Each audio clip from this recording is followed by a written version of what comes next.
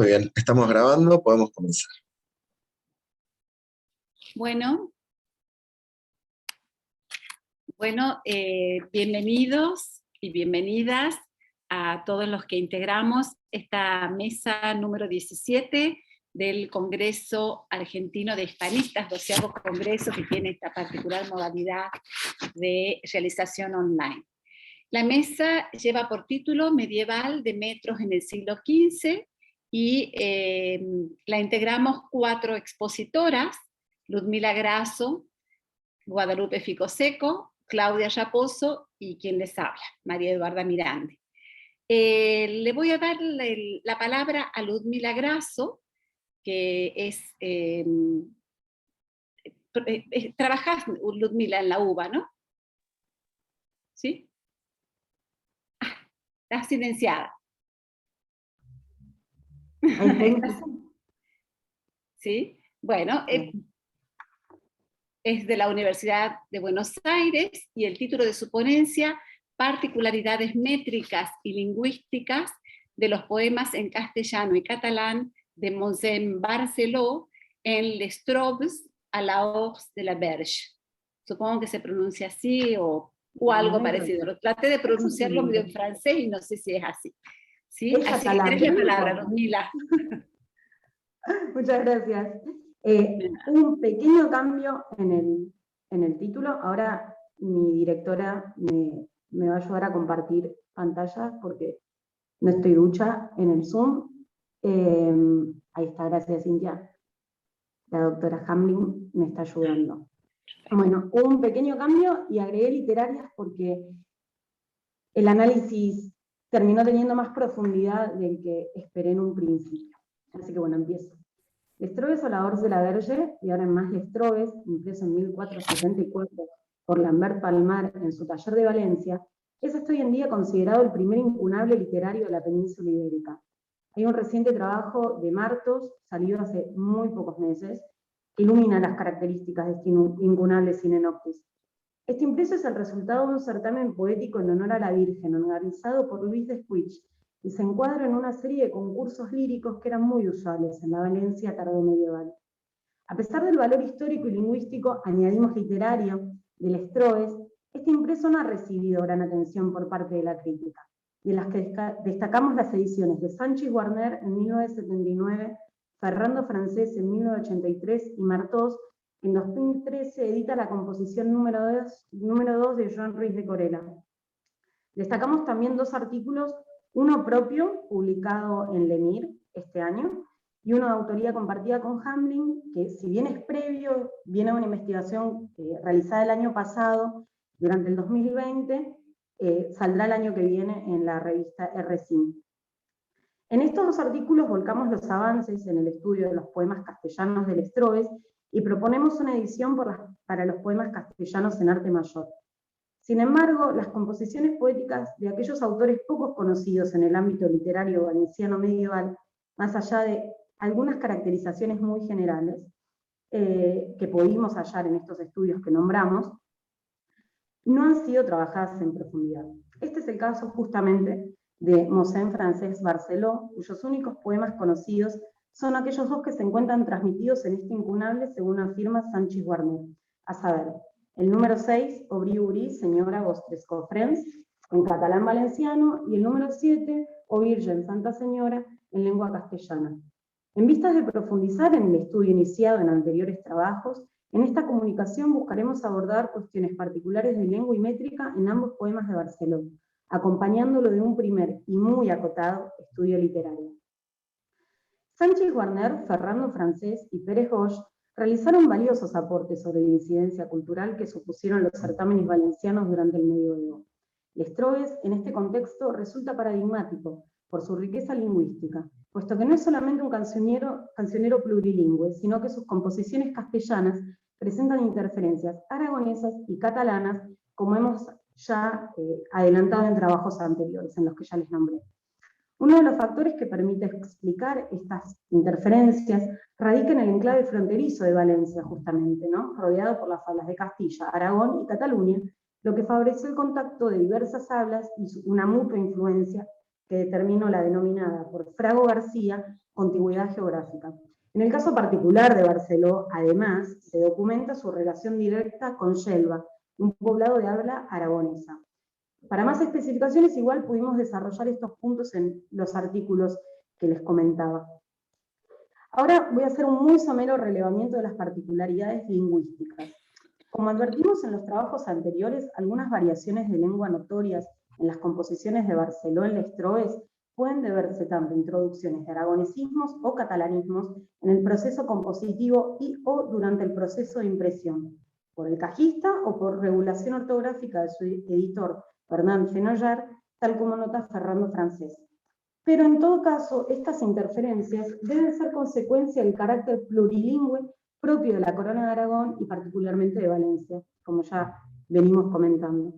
En el artículo en coautoría con Hamblin, aunque más específicamente en el publicado de forma individual, presentamos algunas de las interferencias lingüísticas del catalán y del aragonés, de las composiciones castellanas en Lestroes.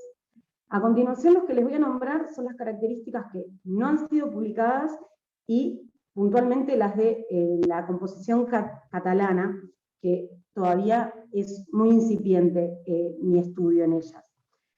Empezaré entonces por los rasgos aragoneses, como ven ahí en la pantalla, los más importantes voy a nombrar.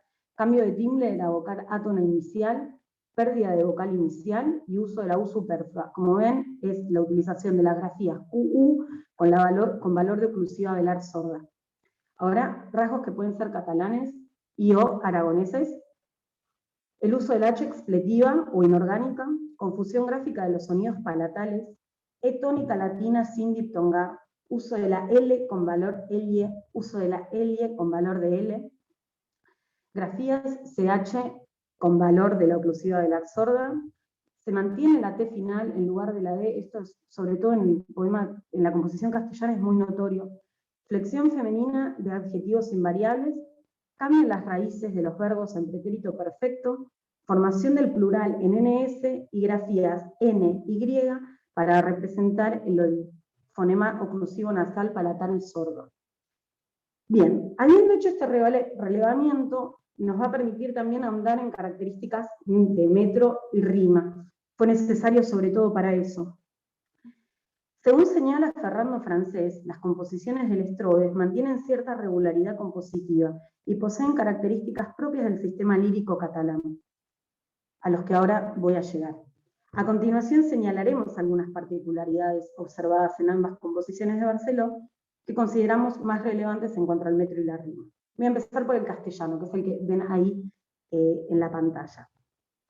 Esta responde a la tradición lírica castellana porque pertenece al arte menor, es de versos octosílabos y se compone de 5 octavas reales, es decir, estrofa de 10 versos, divididos simétricamente en 2 quintillas con un patrón de rima consonante, AB, AAB, CD, CCD.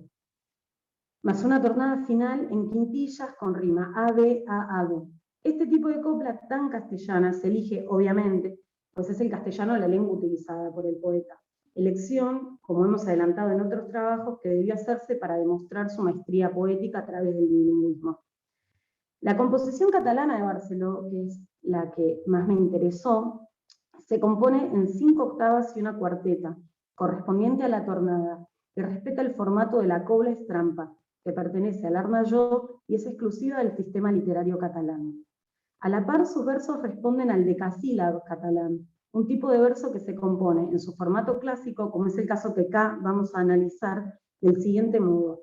2 hemistiquios de 4 y 6 sílabas cada uno, como pueden ver en el esquema, con acento obligatorio en la cuarta y 10ª sílaba.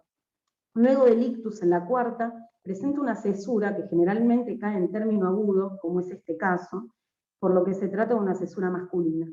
El acento obligatorio en décima puede caer en término agudo o grave, en cuyo último caso omite la sílaba apostónica del cómputo silábico. Si pueden observar, en todos los casos acá cae en grave. Esta es la primera copla, sin embargo, pero es algo que se repite durante toda la composición. Otra característica de este tipo de copla son las rimes extrams, de la cual se desprende justamente el nombre de la copla, ¿no? Recurso proveniente de reformulaciones de la lírica trovadoresca. Se tratan de versos blancos, en los que se utiliza una palabra paroxítona al final de cada verso. Advierte Pujol respecto al surgimiento de estas coplas, y voy a citar en catalán, pero ahí tienen para seguir la cita. Se trata d'una invenció dels poets catalans que, en el suport de les lleis d'amor i de perceptistes locals com Jaume March i Lluïsa Bersó, operen una selecció entre diferents elements de la tradició occitana y els donen forma nova. Fin de cita.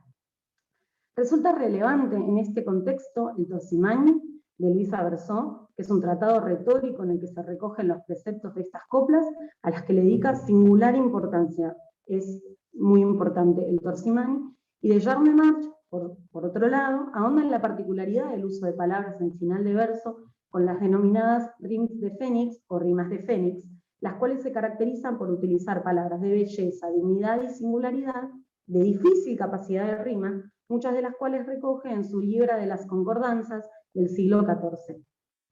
Su influencia es tal que la observamos en uno de los mayores exponentes de la literatura medieval en lengua catalana, el valenciano Joan Ruiz Corella, quien registra composiciones en coplas estrampas.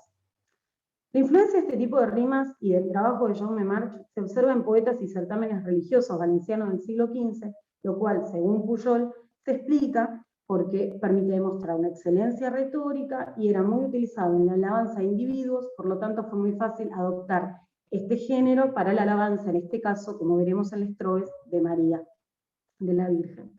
No escapa esta influencia justamente el Estroves, siendo Corella participante de la contienda con el número 2, Terme Perfect, del Etern Consistori en coplas estramps. Su influencia compositiva y la de Jaume March se observa en algunos de los poetas participantes del certamen que recoge nuestro incunable. En efecto, según advierte Fernando Francés, como van a ver, hay un total de 7 poemas compuestos en este tipo de rima. Bien, ahora voy a dejar algunas líneas para el análisis literario de la composición de Barceló.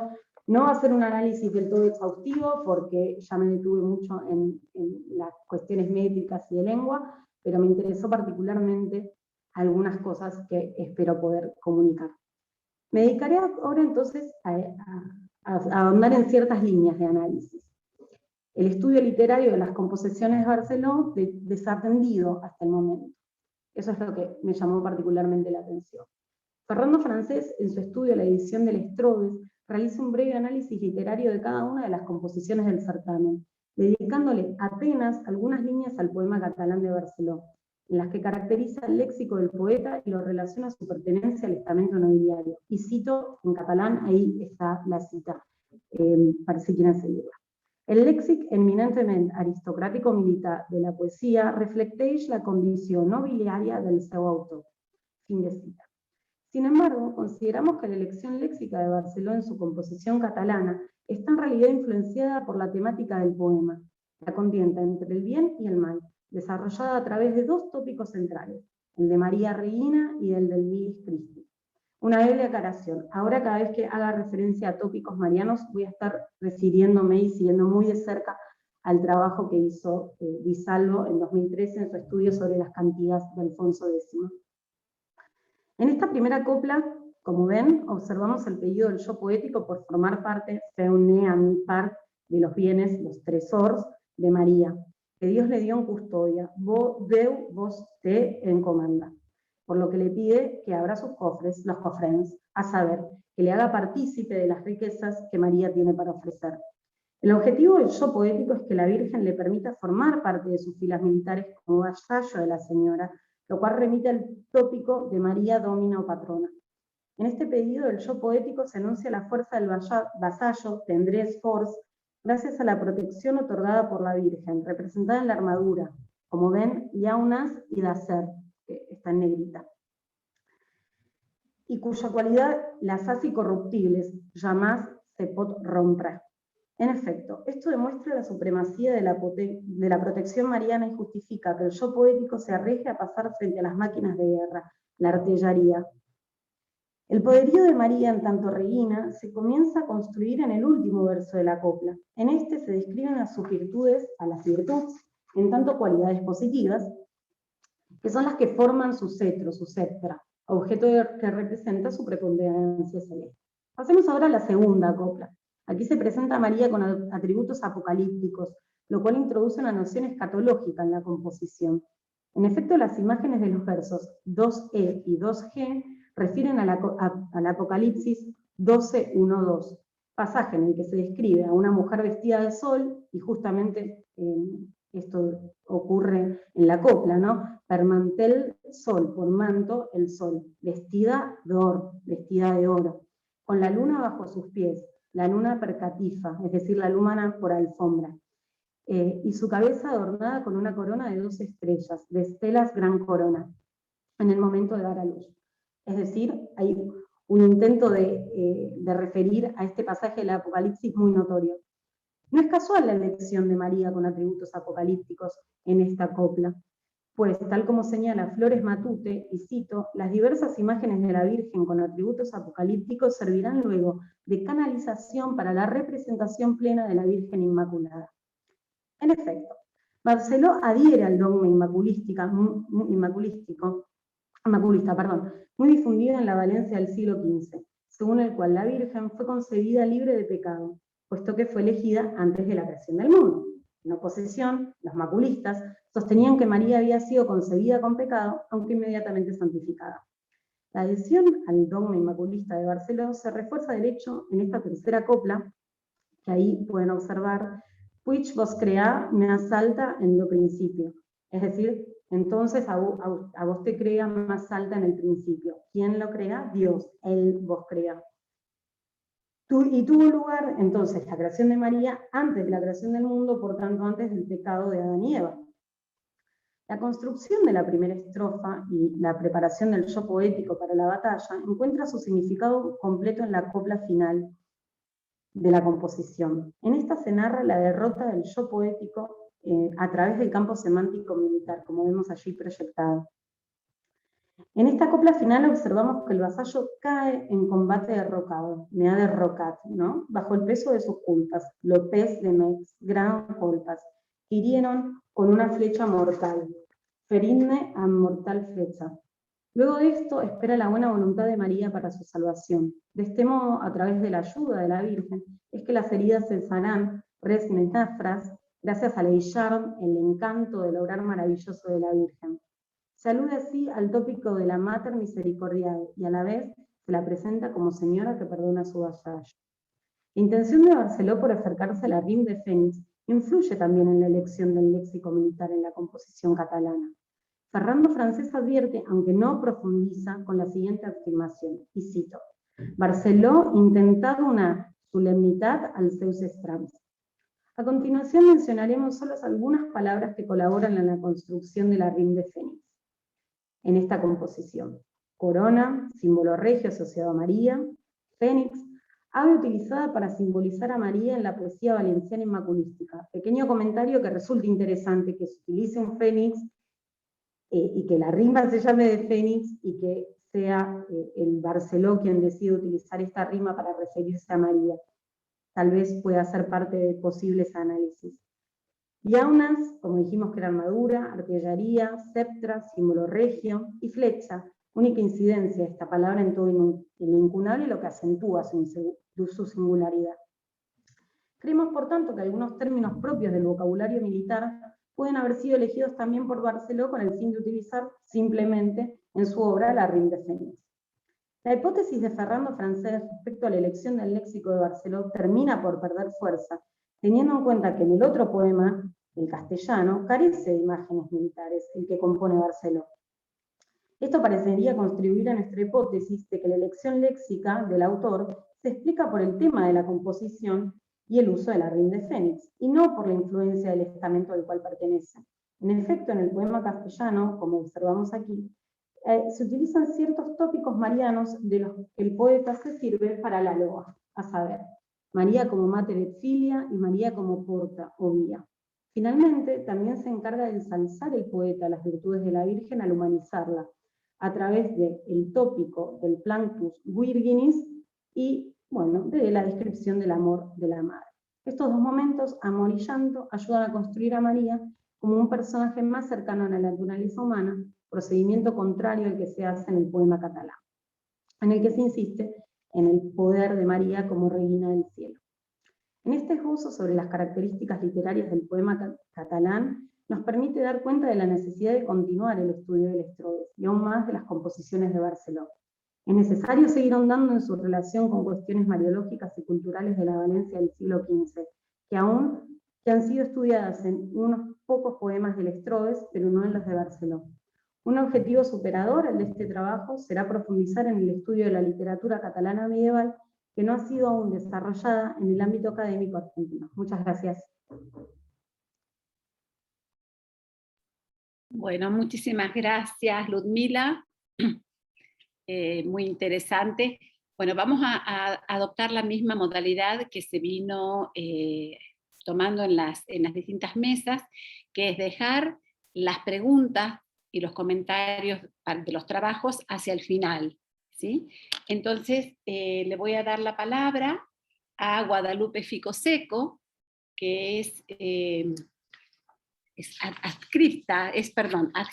fue adscrita y es ayudante en la Cátedra de Literatura Española 1 de la carrera de Letras de la Facultad de Humanidades y Ciencias Sociales de la Universidad Nacional de Jujuy.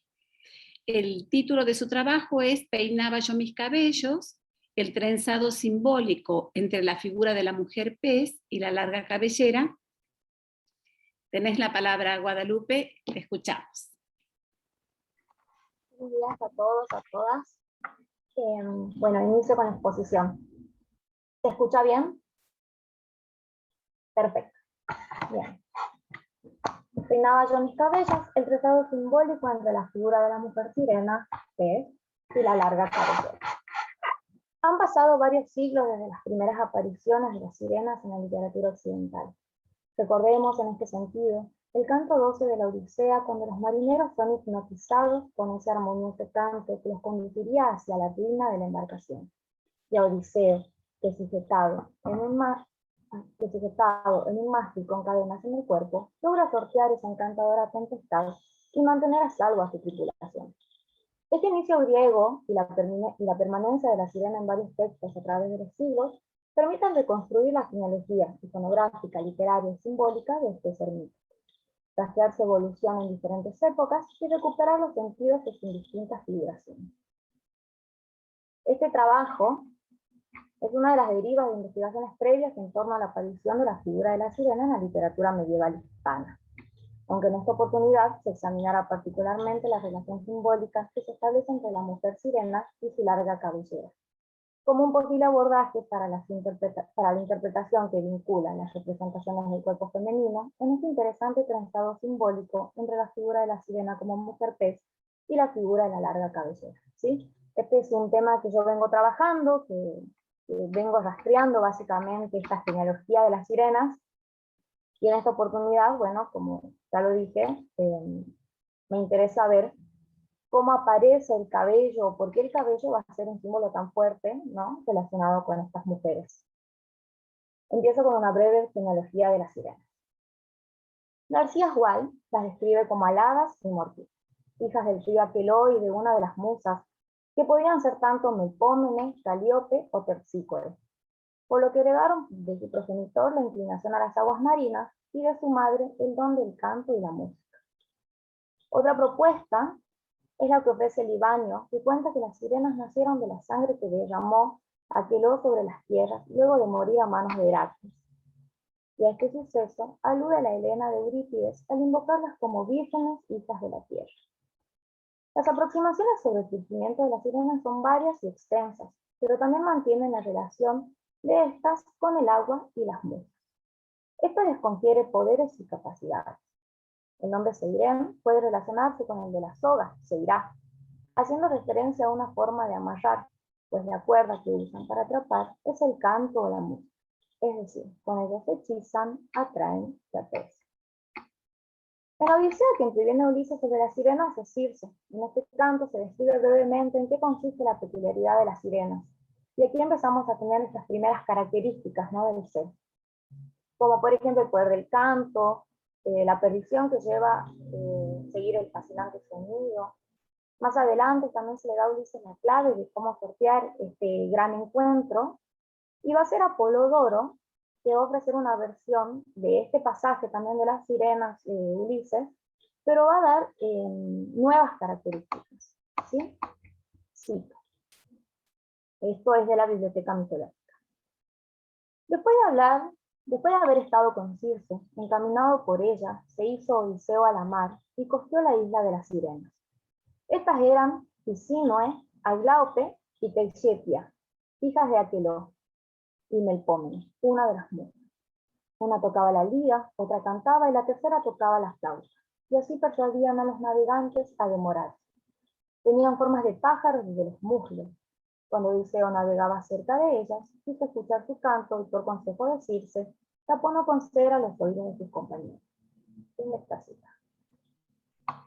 En este punto, este ser mítico va a ganar nuevos elementos. Hay un trío de seres, cada uno va a tener instrumentos, las sirenas van a tener nombres propios y mantienen, sí, a su padre, el río Aqueloo, y específicamente a la musa Melpómene como su madre. Pero finalmente la caracterización más trascendental es la descripción física, porque sale de la abstracta imaginación que fue, por ejemplo, imaginarse a las sirenas en Odisea, para ganar estos muslos y estas patas de aves, ¿sí? No solo Odiseo tuvo el placer de oír el canto de las sirenas y salir librado de los efectos muchas veces mortíferos. Apolonio de Rodas, en las Argonáuticas, cuenta cómo la tripulación, bajo el mando de Jasón, se cruza con temibles seres y cómo la habilidad de Orfeo con la música los salva de este aprieto. En esta ocasión también son descritas como seres híbridos, mitad mujer, mitad ave, aunque se desconoce si el mito circulaba de esa forma antes o después de los relatos de Homero. Estas primeras descripciones documentales trascenderán más adelante al ámbito pictórico, iconográfico y seguirán su curso en términos evolutivos, tanto en textualidades específicas como en los imaginarios sociales. Una de estas textualidades específicas van a ser los bestiarios medievales. En la temprana Edad Media, compendiaban descripciones e imágenes de una gran variedad de animales, no solo de la vida real, sino seres míticos, fabulosos e imaginarios, como dragones, hombres y mujeres cuyos cuerpos se mezclaban con el mundo animal y o vegetal.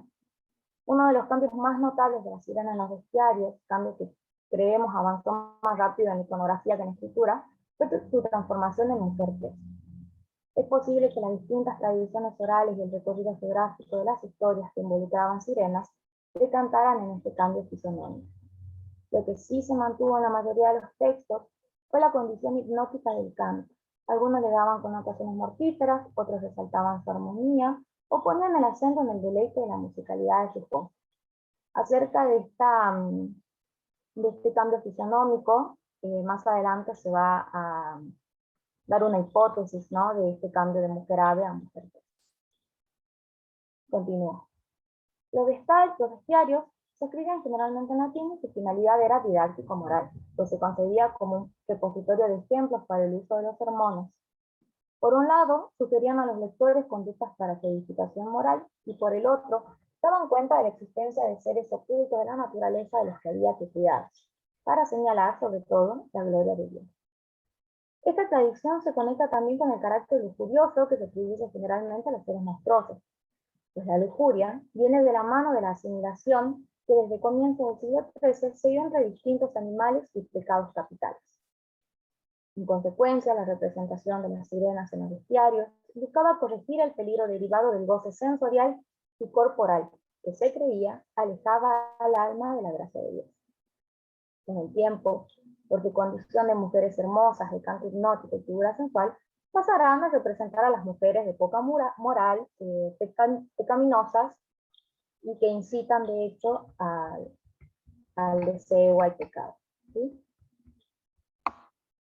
Podemos decir que la concepción moderna de este ser empieza a desarrollarse a partir de las figuraciones propuestas en los bestiarios medievales, pues la definición que recoge el actual diccionario de la RAE dice que se trata de, sí, ninfa marina con busto de mujer y cuerpo de ave según la tradición grecolatina y con cuerpo de pez en otras tradiciones, que extraviaba a los navegantes atrayéndolos con la dulzura de su canto. Esta última definición vincula a la sirena con las ninfas marinas y su espacio de aparición se va acotando cada vez más, pues predomina el agua, mientras que anteriormente el lugar habitado por estos seres no era restrictivo a estas masas de agua, sino que guardaban en las peñas de los navegantes, aun cuando se tratara de sirenas mitad mujer, mitad ave. Se cree que compartir estancias míticas literarias con otros seres como las ondinas fue lo que las ubicó exclusivamente como seres acuáticos y decantó en la transformación de mujer-pez. Bueno, las ondinas, acá un paréntesis, las ondinas son estos seres del agua, ¿sí?, representados como mujeres de la tradición germánica. Y esta es una de las hipótesis que va uniendo la imagen de la sirena con la imagen de la ondina y de qué manera se van a ir fundiendo ciertas características que voy a decir a continuación. Otra característica que comparten las sirenas con las ondinas es que estas son casi siempre de sexo femenino, pues se consideraba el agua como un elemento natural propio de la feminidad. También se dice que estas bellas mujeres jóvenes con largos cabellos claros vivían principalmente en lagos y cascadas en los bosques. Tenían una hermosa voz que se escuchaba sobre el ruido de los saltos de agua, y su única limitación es que carecían de aire. Rasgo que se traduce en ese frecuente y sentido reclamo a la mujer distante, tramposa e ingrata.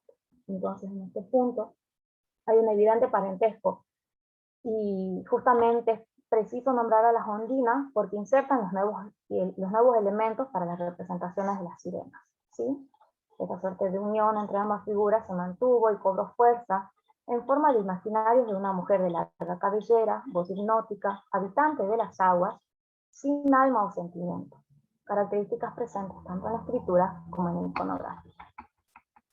Este es, sucintamente, el largo proceso que ha seguido la representación de las sirenas desde sus comienzos en la antigua Grecia hasta llegar a la cultura hispánica, donde decanta en una mujer de cabellos largos, voz hipnótica, temperamento ingrato, como veremos a continuación en el siguiente villancico.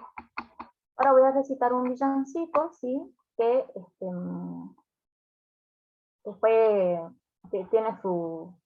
tiene una glosa que aparece un siglo después.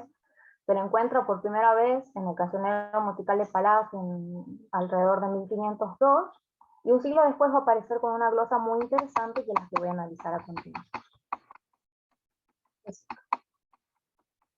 A la sombra de mis cabellos mi querido se durmió, si les recordaré o no. Peinaba yo mis cabellos con cuidado cada día, y el viento los esparcía robándome los más bellos, y a su sopla y sombra bellos mi querido se durmió, si les recordaré o no.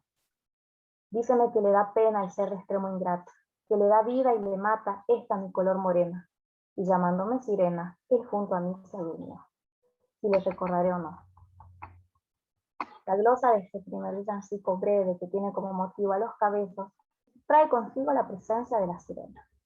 La importancia de la cabellera es un rasgo recurrente en la lírica tradicional hispánica. La joven virgen era llamada niña en cabellos, pues debía llevar el cabello suelto y sin cortar. Además, su cuidado y lento peinar era entendido como la preparación para el encuentro amoroso. El video lírico de este poema corresponde a un sujeto femenino, y su primera característica física es el cabello, largo y dotado de significación. Se ve claramente de qué manera se condensa en este símbolo la sensualidad. Su cuidado, el peinado, hace eco en esa preparación para el encuentro, esa guarda erótica de la mujer para su enamorada. En un ritmo acompasado, la voz va contando acerca de la espera y junto a ella, casi augurando su aparición, en ese espacio de ensueño y del amante, de la incitación amorosa y de la promesa de goce, la sirena. El ser mítico y su cabello actuando como arma de poder de seducción. Esta voz hipnótica y la danza de sus cabellos mantienen al enamorado en el ensueño, en la espera. Por otro lado, en conjunto con estos símbolos, se presenta otra variedad que tiene gran relación con la sensualidad, con el poder y con esta transformación del uso de la figura mítica. Uno de ellos, el viento, símbolo erótico por excelencia de la lírica tradicional, juega con el cabello a cuya sombra duerme el amado, señalando el contexto cargado de sensualidad donde se desarrolla la escena. El amado enuncia, en estilo indirecto, su pena, que es la ingratitud de la amada, a lo cual se suma el color moreno de la muchacha, que reproduce el canon de la belleza ideal popular. Esta mujer es morena, pero también sirena. Acerca de las interpretaciones posibles sobre el color moreno de la piel, Macera va a decir que hay dos ejemplos susceptibles o dos interpretaciones simultáneas que se pueden hacer. Por un lado, la que deriva de las labores campesinas, que va a ser la que va a ir tostando la piel. Y por otro, y esto de acuerdo con Oliver, es la que dice que en conjunto al sol y al viento como símbolos masculinos, la lectura simbólica que se puede hacer es que la tonalidad de las T va a ser consecuencia de esa pasión sexual. O sea, el cambio del color se debe al contacto con el amor y con su experiencia sexual. Y esta doble lectura también tiene cierta correspondencia en la forma en que el enamorado recibe a la morena. Le da vida y le mata, ¿sí? El goce con la morena y el fin, siempre anunciado con la sirena. En este universo simbólico en el que el viento va soplando los cabellos de la morena, que a la vez va trenzando significados y acompañando intensamente a la sirena, el hechizo está asegurado y el enamorado cae en el ensueño característico del efecto del canto de estos maravillosos seres. La muchacha, sirena, morena, tendrá en tus manos el poder de despertarla. Un poder que va mucho más allá que el del ensueño. Esta morena ha experimentado el goce, la libertad y ejerce con su voz el dominio del encuentro amoroso. Como es característico de la lírica tradicional hispánica, el motivo de la sirena aparece en un contexto literario dominado por el tema del amor. Pero además está cargado de símbolos que enfatizan y demarcan las nuevas representaciones femeninas de la mujer peligrosa. No solo de cabellos largos, no solo morenas, sino que en conjunto con estos símbolos, la voz de la sirena se desata para poder hechizar con su canto. Atrás ha quedado el peligro derivado de los goces y del espíritu de las primeras sirenas de la antigua Grecia. Casi en el olvido la figura híbrida. El efecto monstruoso de este ser no radica en su espeluznante figura, es más peligroso aún que su voz no sean alaridos, sino que sea ese canto pausado y armónico que fascina y atrae. El encanto que viene de la sirena hispana es su feminidad, su sensualidad, el peligro inminente es que sea una mujer ingrata y casi inmediatamente en esta sentencia es acusada de ser sirena, invocando así un universo de seducción, sensualidad y fascinación, pero que inevitablemente termina en pérdida. La sirena aparece en esta escena porque la antecede una mujer con voz y cabellos largos que va cuidando, peinando y trenzando estos hilos de significados que dan sentido a su existencia. Bueno, para concluir es importante señalar, para retomar lo que se dijo, cómo va cambiando esta figura conforme aparecen distintos sistemas literarios y de qué manera los universos simbólicos de estas distintas épocas y sociedades y culturas quitan y agregan elementos que van dotando de sentido a estas apariciones.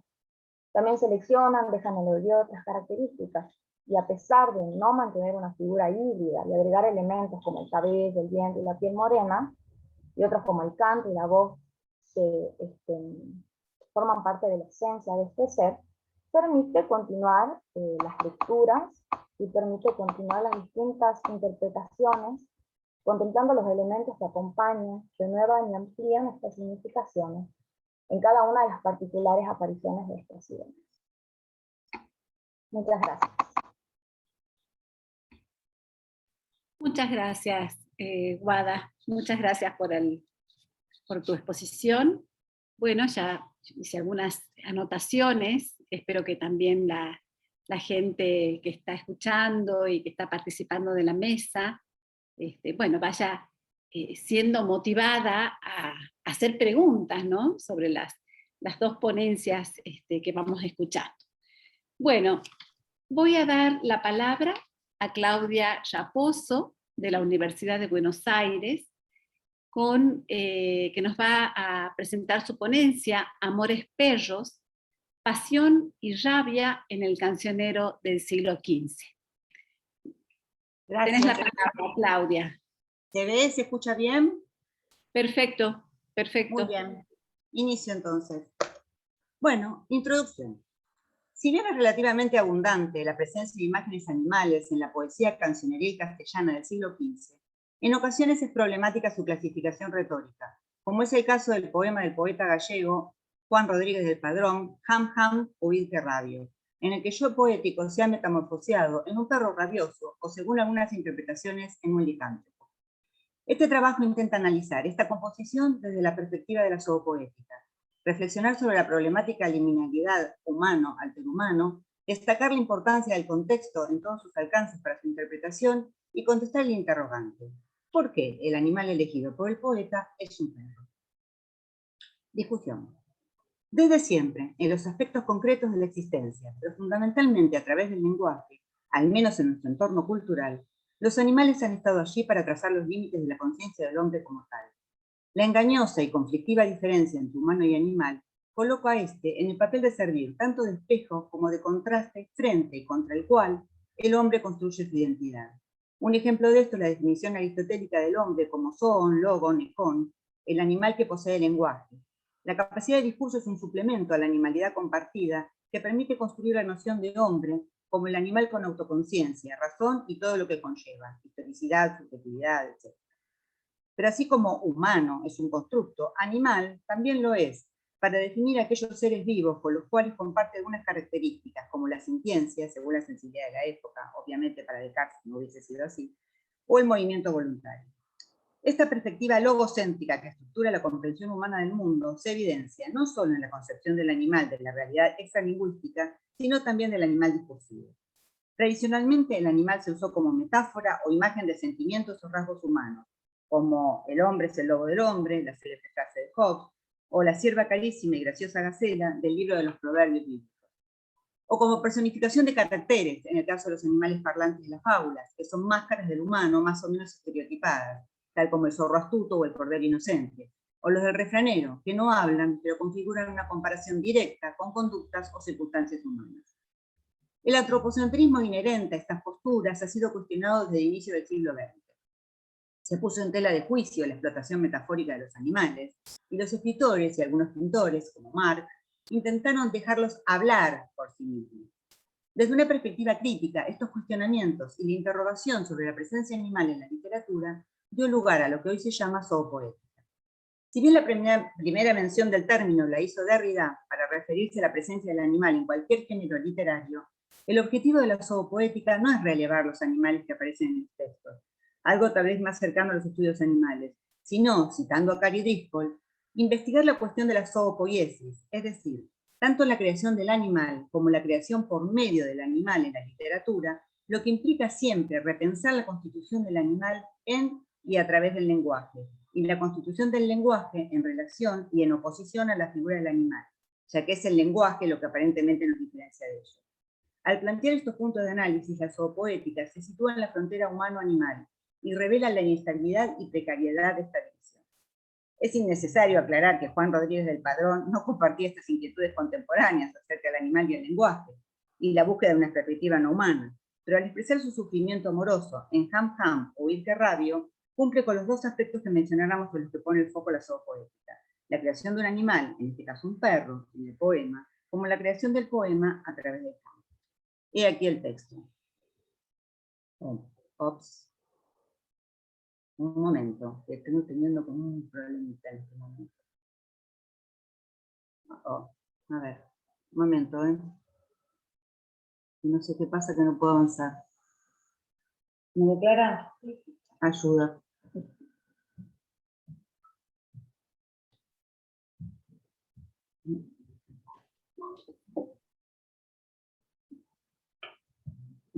Perdón, Claudia, ¿vos en tu computadora lo ves avanzar? No. Ah. Okay.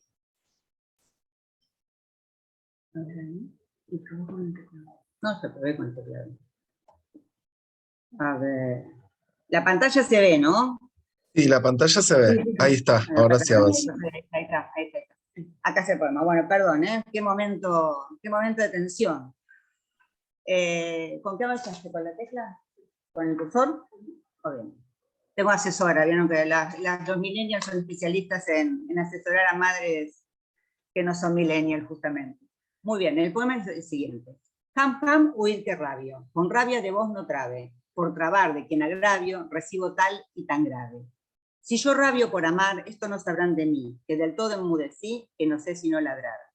Ham ham, huid que rabio, oh, quien pudiese trabar, de quien me hace el agravio y tantos males pasar.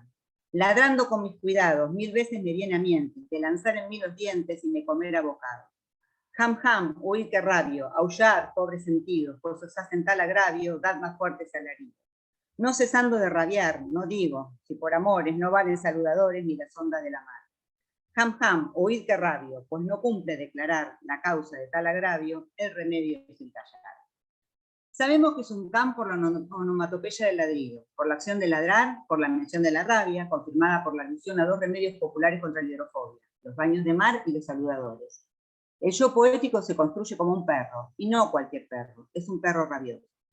El principal recurso para denotar el devenir perro es la pérdida de la facultad del lenguaje, facultad que, como vimos, se propone como la característica diferencial del humano. Esta pérdida se construye icónicamente en diferentes niveles. El primero y más evidente, la onomatopeya del ladrido, ham ham. A nivel fonético, la evocación del gruñido, construida a través de la literación del fonema r en todo el poema y semánticamente, por la mención de todas las formas de vocalización canina. Ladridos, aullidos, incluso alaridos por su similitud con ladridos. Además de la explicitación de la imposibilidad del habla en el verso que del todo enmudecí de la segunda estrofa, que se reafirma en la última estrofa con no digo y callar. La animalización se completa con la mención de acciones no sonoras propias del can, como trabar, que significa tanto morder como asir, especialmente con los dientes. Simultáneamente, ya que es un perro, además rabioso, se hace mención de los síntomas de la rabia canina, que sirven para caracterizar los síntomas de la rabia amorosa. Si dentro de los síntomas de la rabia furiosa se describe que el perro ladra en exceso, gruñe, emite un aullido por la parálisis de las cuerdas vocales, ataca a objetos inanimados, a otros animales, al hombre, a su propio dueño, e incluso se muerde a sí mismo causándose graves heridas, en el rabioso enamorado encontramos que ladra, aúlla y profiere alaridos, metonímicamente sus sentidos. Quiere agredir, morder, trabar a otros. Con rabia de voz no trabe, a él mismo, me comer a bocados, pero especialmente a aquella que lo ha agraviado, o quien pudiese trabar de quien me hace el agravio. Ya no habla, solo ladra o aúlla, que del todo enmudecí, que no sé si no ladrar. A su vez, el verbo trabar y su conjugación trabe presenta dos fonemas que establecen asociaciones significativas. El fonema r, además de su función alusiva al gruñido, junto con el conecta significativamente a rabio, rabiar, rabia, trabar, trabo, agravio y grave, esfuerzo que se refuerza cuando están en posición de rima, estableciendo el nexo entre la noxa, el grave agravio, y la enfermedad y su síntoma, rabia y trabar. Como vemos, desde la perspectiva de la zoopoética, el autor construye un perro rabioso como yo poético, a través de los recursos que hemos señalado, pero a la vez utiliza esa construcción para crear una extensa metáfora de su sufrimiento amoroso, entretejiendo asociaciones que desdibujan los límites entre humano y campo. Ejemplo de esto es la apelación al lector o escucha, sobre todo en este poema, escucha, que es aceptar, dentro del pequeño relato que configura el poema, que el yo lírico diga que enmudeció, diciéndolo, y que diga que ladra, hablando. Ladra para no hablar, para no decir la causa de su rabia, que sin embargo dice, si yo rabio por amar, esto no sabrán de mí, que del todo enmudecí, que no sé si no ladrar. Y, no cesando de rabiar, no digo, si por amores no valen saludadores ni las ondas de la mar. El motivo de su rabia es el amor, o podemos sospechar el desamor. Hacia el final, el poeta retoma su condición humana, reprime su cólera y guarda la discreción que obliga a un amante leal, pues no cumple de declarar la causa de tal agravio, el remedio es el callar. El texto se presenta como un juego de paradojas del hombre perro que se debe descifrar y que se resuelven con el silencio que inaugura la última palabra del último verso, callar. Ahora bien, para una interpretación acabada de la obra debemos recurrir a otros elementos. Desde el enfoque cognitivo, como lo expresa Margaret Freeman, el significado asignado a una obra no puede separarse en semántico y pragmático, sino que es más bien enciclopédico. Surge de la asociación de experiencia, conceptualización, contexto y cultura. Enfoquemos entonces esta asociación, rabia, trabar, agravio, desde la perspectiva del contexto de recepción. En el horizonte de comprensión de los lectores o escuchas había un dicho que debían sin duda relacionar con el poema. Este refrán, que ya aparecía en una composición de Macías, cativo de Niña Tristura, es tan rabioso, cosa brava, de su señor sé que traba. Una variante es el recogido por el Marqués de Santillana en sus refranes que dicen las viejas tras el fuego. Tan con rabia a su dueño y muerto. La glosa de la edición de 1541 lo explica de esta manera. El maltratamiento causa sentimiento y deseo de venganza y destruye la amistad. La intertextualidad con el refrán refuerza la relación de causalidad con el agravio causado por el objeto de su amor, yo rabio por amor, y la reacción contra ella, que sin embargo reprime. Por otra parte, se necesitaba un conocimiento enciclopédico de la enfermedad para decodificar todas las alusiones y referencias. Sabemos que la rabia era una enfermedad difundida en la península, de lo que es testimonio la detallada descripción que da Alfonso Onceno en su libro de Montería de sus signos clínicos y tratamientos, y el pago que el Cabildo de Sevilla ordena en 1441 a un saludador en retribución por la colaboración prestada en la cura de personas atacadas de rabia. Podemos suponer que no era un espectáculo inusual el ver un perro e incluso una persona rabiosos, y la comparación con alguien fuera de sí por el enojo sería corriente. Con el tiempo, la metáfora se lexicalizaría, como podemos ver en la entrada de rabia, en el Tesoro de Covarrubias, un par de siglos más tarde. Rabia, tener rabia, rabioso, se suelen tomar metafóricamente por el hombre airado. Por otra parte, también la decodificación de la onomatopeya depende de un elemento contextual en la comunidad lingüística de pertenencia. No se ladra igual en todos los idiomas. Es sabido que el ladrido, como otros sonidos, se imita dentro de las posibilidades articulatorias del aparato fonador humano y se lexicaliza de manera diferente según el idioma del hablante. Ham ham, que en gallego se pronunciaría ham ham, puede resultar muy distinto del guau guau castellano, aunque sí es cercano al ham ham árabe.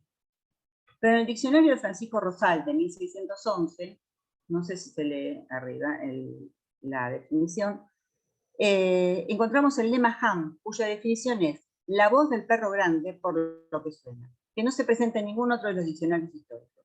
Esto nos hace suponer que la lexicalización de una onomatopeya tiene un componente diacrónico que no tenemos en cuenta, es decir, que también varía según el oído y las posibilidades expresivas de la época. Otro análisis de esta composición ha interpretado que representaba el grado más grave de agritudo amoris, la licantropía, tal como lo plantean Bienvenido Morros y Carlos Duval. Según los tratadistas medievales, la complexión melancólica es la más predispuesta a padecer el mal de amor, y la licantropía es un grado extremo de la melancolía. Por otra parte, los síntomas de rabia y licantropía tendían a confundirse, al punto que en el libro de Montería, ya mencionado, se dan como sinónimos melancolía y rabia, seguramente por esta confusión. La hipótesis es atendible si tenemos en cuenta, además, que en Galicia, de donde es oriundo nuestro poeta, y en Portugal, circulaba la leyenda del lobo de Xiarte o lobizome. Pero su origen no era la pena de amor, sino ser el séptimo hijo varón o ser víctima de una maldición o fada. En función de estos datos del folclore y dadas todas las alusiones del poema La rabia y sus remedios, la interpretación más plausible parece ser la transformación del poeta en perro y no en lobo. Quizá la intención metafórica del autor era más sencilla, no mostrar cuán enfermo, sino simplemente cuán furioso estaba por un desdén de su dama. Cabe preguntarse finalmente por qué la elección del perro, un animal con menos trayectoria literaria en cuestiones amorosas que el cisne, el fénix o incluso el ciervo. Detengámonos unos instantes en estos tres últimos ejemplos que contraponemos al perro. Tanto el cisne como el fénix tienen una tradición literaria extensa que explota los efectos de la metáfora amorosa, el último canto antes de morir del primero, y la muerte por el fuego y el renacimiento del segundo. El ciervo herido por una saeta como imagen del amor, del amante herido por la flecha del amor, también tiene su propia tradición, de la que podemos citar ejemplos en la Eneida, el Canzoniere de Petrarca, e incluso en la lírica castellana en obras de Costano y Badajoz. Nuestro perro, en cambio, proviene de la vida real, del entorno cotidiano, y carece del aura ilustre de los anteriores. Si bien es símbolo de la fidelidad y como tal se representa en el arte funerario gótico, no se explota aquí en este efecto positivo, o por lo menos no explícitamente, sino sus aspectos puramente animales, incluidos los sanitarios. Sirve de esta manera para representar cómo el amor despoja al hombre, animal con logos, discurso, razón, de la característica que lo define. El amor elige el segundo término de la ecuación, hombre es igual a animal más logos, y lo deja reducido a lo que se considera puramente animal, el instinto, las pasiones descontroladas en el pleno de la razón. La furia del amante agraviado se homologa con la rabia del perro enfermo, coincidiendo ambos en el desgobierno de las conductas que, sin embargo, se resuelve a favor de la racionalidad humana recuperada en el acto voluntario de callar, como habíamos dicho en el último verso. También hay algunos aspectos subsidiarios que se desprenden de la intertextualidad del poema que analizamos con los refranes que indicaron, como por ejemplo, el hecho de que la fidelidad proverbial del perro tiene un límite, que es el maltrato por parte del propietario, al cual, rabioso, es capaz de atacar. Lo cual deja implícito que la dueña o dama no debe abusar de la paciencia de su enamorado y persistir en rechazarlo, ya que éste eventualmente puede dejar de lado el rol del amante fiel y estallar de furia. Esta degradación que sufre el hombre enamorado merece el uso de una metáfora poco prestigiosa como la del perro rabioso, Y en relación a la palabra hombre, esta definición de hombre como animal que posee logos no es sinónimo de humano, sino de hombre, de individuo de sexo masculino, occidental, libre, adulto y para la época aristócrata.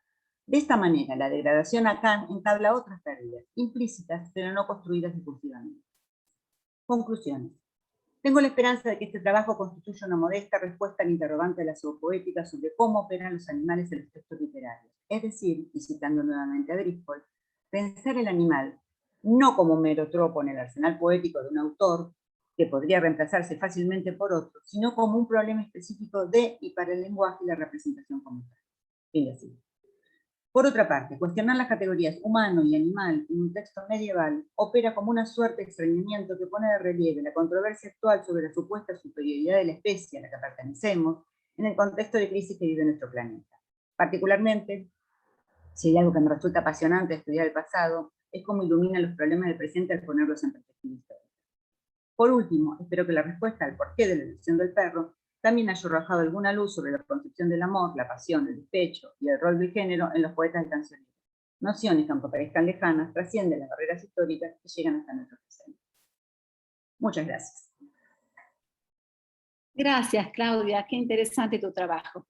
La verdad que me pareció, bueno, lleno de alusiones, y además esta presencia del perro en la lírica cortesana, bueno, la verdad da para hablar. Muchas gracias, Claudia. Dejamos la discusión entonces para el final, y voy a pasar a exponer mi exposición, que es la última ya de la mesa. Voy a compartir también un power que en realidad tiene un sentido más bien ilustrativo. A ver, recién lo tenía aquí, recién lo probamos y estaba todo bien. Vamos a ver. ¿Y ahora qué se hizo este power? Aquí está.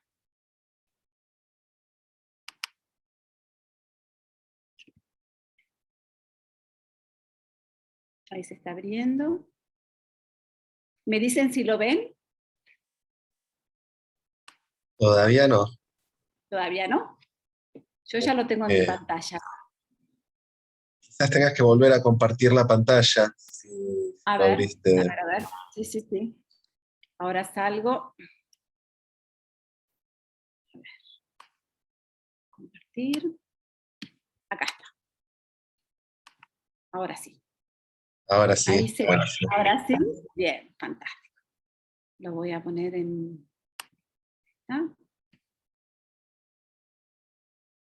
Bueno, el trabajo que les voy a compartir se titula El asedio y la torre, lecturas de un motivo literario cortesano. Antes de comenzar la lectura, quiero explicarles un poquito la estructura con que he organizado el trabajo, porque tiene algunas idas y algunas vueltas. En realidad parto de 2 villancicos que encontré en el corpus de la antigua lírica, recopilado por Margit Frank, villancicos que presentan el motivo del asedio y la torre, que me pareció un elemento extranjero en el universo de la lírica tradicional, y eso me llevó a preguntarme cuál sería la filiación del motivo, ¿no? Y investigar las tradiciones operantes en esa filiación.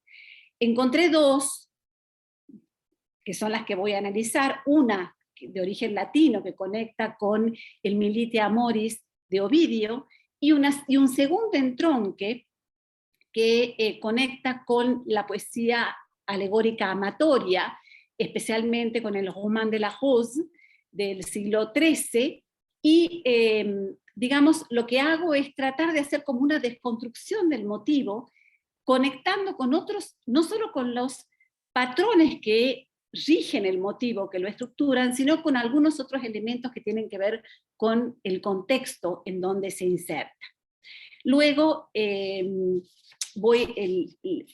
poema alegórico, el gran poema alegórico, el Roman de la Rose, que aparece como una especie de texto germinal que disemina, ¿sí?, sus propias alegorías y una serie de motivos, ¿no?, en el contexto europeo, y que es tomado además por las artes iconográficas, sobre todo por las, digamos, las artes iconográficas de los siglos XIII y XIV, perdón. Voy a mostrar algunas de las figuras que toman el motivo del asedio y la torre, fundamentalmente las figuras del asalto a la Torre de las Damas, y voy a volver luego al villancico para cerrar con algunas consideraciones. O sea que ese es un poco el periplo que les propongo realizar. A ver, ¿qué pasó acá? Que no me deja... Ahí está.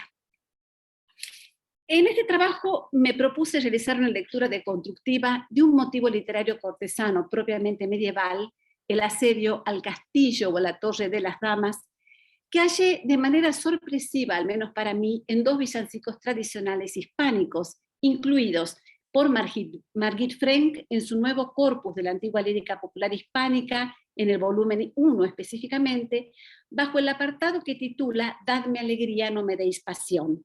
Se trata de los textos 405A, «Torre de la niña y date, si no darte yo combate», y 405B, «Castillo, dáteme, date, si no ya darte yo combate».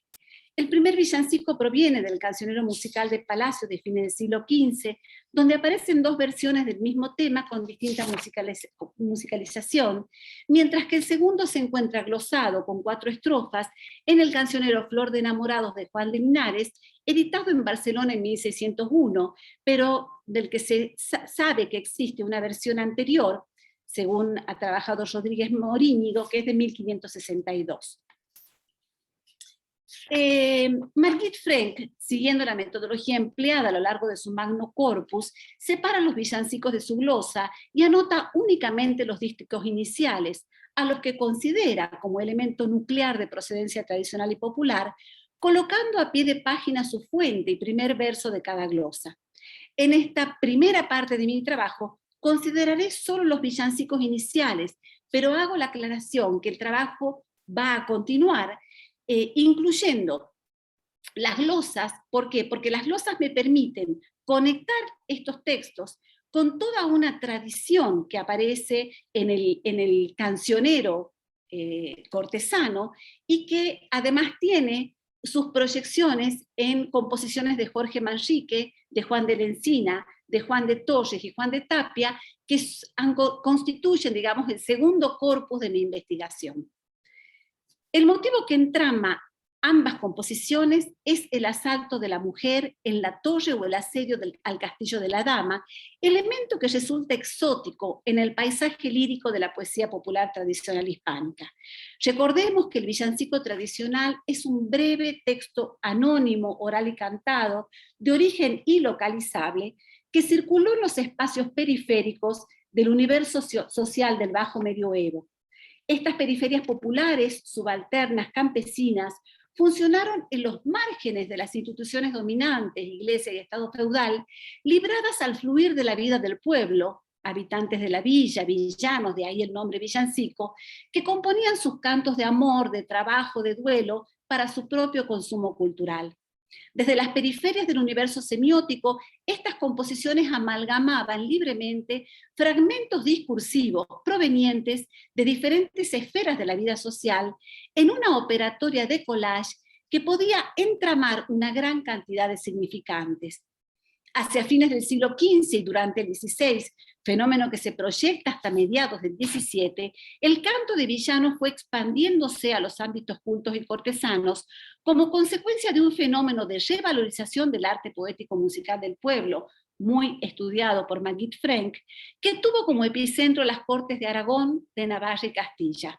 Se produjo entonces un proceso de intercambio y enriquecimiento mutuo. Las cortes hispánicas incorporaron los villancicos con el propósito de imitarlos para musicalizarlos, luego para recrearlos y finalmente se los devolvieron al pueblo profundamente renovados. Los cancioneros compuestos desde fines del siglo XV hasta mediados del XVII registraron este complejo proceso de imitación y reelaboración del villancico y de otros géneros poéticos populares como el romance, y fueron el medio de circulación escrita de las nuevas formas poéticas renovadas. En este largo proceso, Los villancicos, en varias lenguas romances, ampliaron su radio de circulación hacia diferentes estratos sociales en un continuum que atravesó el ámbito de lo privado y lo público, lo popular y lo culto, la oralidad y la escritura, dando origen a un complejo proceso de cruces e intercambios. Esta forma de circulación imprimió a los textos una poética particular, en la que, cito a Lorenzo Lavín, se mezclan de forma heterogénea elementos procedentes de fuentes diversas, figuras de la lírica medio latina, conceptos y estructuras de los registros provenzales, ecos de los bestiarios, un fondo tradicional antiguo y común a los herederos de la civilización romana, es decir, una cultura pluridimensional. Teniendo presente este carácter heterogéneo y pluridimensional, volvemos entonces a los villancicos que nos ocupan. La antigua lírica hispánica reserva tradicionalmente a la niña, virgen o niña en cabello, un papel protagónico, ya sea como sujeto de la enunciación, madre, la mi madre, guardas me ponéis, ya sea como sujeto del enunciado, niña, viña, peral y apar, malo es de guardar. Habituados a encontrarla junto a fuentes, árboles y peñas, la representación de la niña encerrada en una torre, como nos la muestra el primer villancico, quiero volver atrás y no puedo, no importa, recordemos que es Torre de la Niña, date, supone una torsión, una refactura, en tanto el personaje tradicional desplaza a la dama cortesana ocupando un cronotopo que le es ajeno. El segundo verso de la pequeña serie conserva el motivo alrededor de una prosopopeya, castillo, dáteme, date, puesto que el yo lírico se dirige al castillo personificado, invitándolo a rendirse. El sentido amatorio de la composición se hace explícito en la glosa y se confirma en la posterior respuesta de la galana, ¿no? Eso se ve en la estructura, porque es como una especie de diálogo, de debate entre un galán y una galana, el que desarrolla la glosa del villancico. En ambos villancicos se advierte la doble procedencia popular y cortesana.